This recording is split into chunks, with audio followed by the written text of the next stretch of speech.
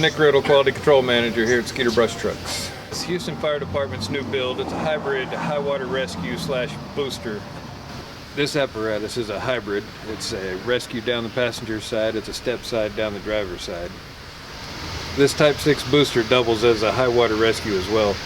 You can pull the skid unit out in probably about 5 minutes, pull up the benches, install the netting, and you're ready to go.